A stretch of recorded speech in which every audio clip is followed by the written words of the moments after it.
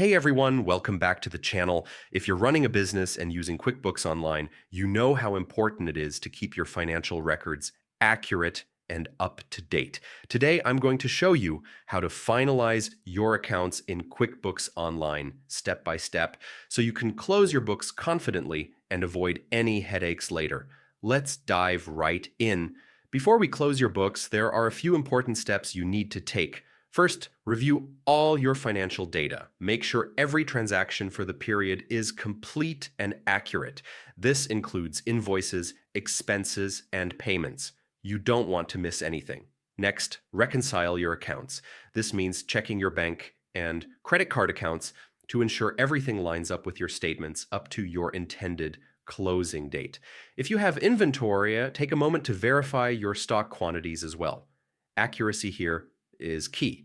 Now, let's actually close your books in QuickBooks Online.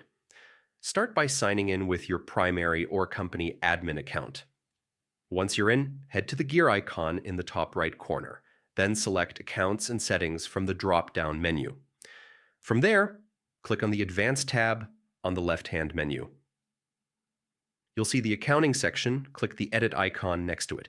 Here, you'll find a toggle for Close the Books. Switch it to On. Next, set your closing date.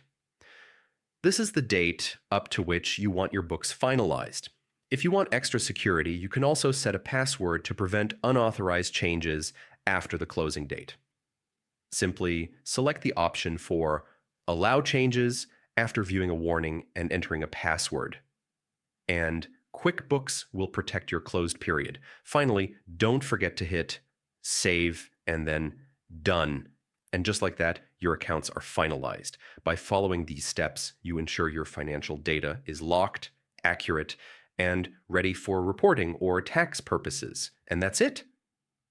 Closing your books in QuickBooks Online doesn't have to be complicated. Just review your transactions, reconcile your accounts, and follow these simple steps to finalize everything securely. If you found this video helpful, give it a thumbs up, and don't forget to subscribe for more QuickBooks tips and tutorials. Thanks for watching, and I'll see you in the next one.